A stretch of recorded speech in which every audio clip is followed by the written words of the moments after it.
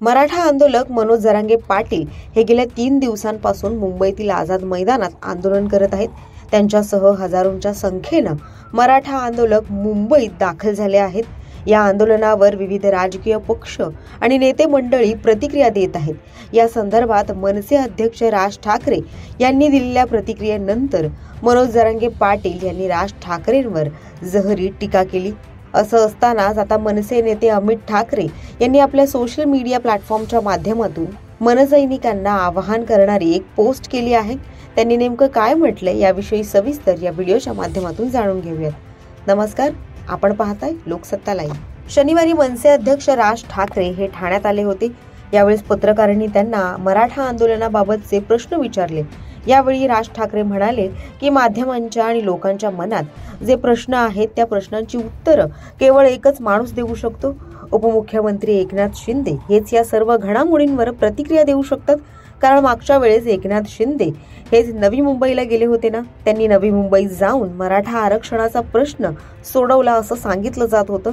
मग मराठा आंदोलक परत का आले, या सर्व गोष्टींची उत्तरं केवळ एकनाथ शिंदे देऊ शकतात, अशी प्रतिक्रिया राज ठाकरे यांनी दिली होती। राज ठाकरे यांच्या याच विधानाला प्रत्युत्तर देताना मनोज जरांगे पाटील यांनी थेट अमित ठाकरे यांच्या विधानसभेतील पराभवावर बोट ठेवलं।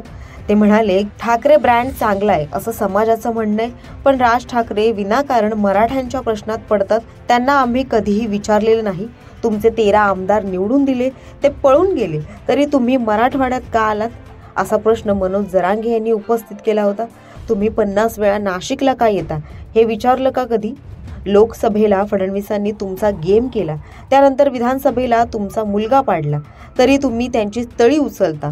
फडणवीस तुमच्या घरी चहा पिऊन गेले तर तुमचा पक्ष बरबाद झाला तरी चालतो, अशी जहरी टीका जरांगे पाटील यांनी केली होती। दरम्यान या टीका टिप्पणीनंतर मनसे नेते अमित ठाकरे यांनी आता सोशल मीडियावर पोस्ट केली आहे। त्यांनी या पोस्टमध्ये म्हटलंय की सध्या आपल्या मुंबईत राज्याच्या कानाकोपऱ्यातून आलेले हजारो मराठा बांधव आंदोलनासाठी जमले आहेत। मराठा आरक्षण हा विषय शासनाच्या हाती आहे, त्याचा निकाल काय लागेल हे काळ सांगेल, पण एवढं मात्र नक्की आहे, आज जे इथे उभे आहेत ते आपले बांधव आहेत। हे शेतकरी आहेत, मजूर आहेत, लहानशा जमिनीवर पोट सांभाळणारे आहेत, शिक्षणासाठी धडपडणारे युवक आहेत, म्हणजेच मराठा समाजातील प्रत्येक स्तरातील प्रत्येक जीवन जगणारी आपलीच माणसं आहेत। ते आपल्या घरापासून, गावापासून, शेतापासून दूर येऊन इथं आंदोलन करीत आहेत। त्यांना काही कमी पडू नये, त्यांच्या मुलांच्या, आई वडिलांच्या डोळ्यात पोटाची चिंता दिसू नये, ही जबाबदारी आपली आहे।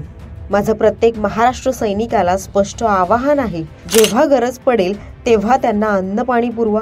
औषधोपचारात कोणतीही अडचण येऊ देऊ नका। त्यांच्या राहण्याची, त्यांच्या सुरक्षिततेची काळजी घ्या। एकही मराठा बांधव असा राहू नये की ज्याला वाटेल की तो मुंबईत एकटा आहे। लक्षात ठेवा, ते आपलेच आहेत।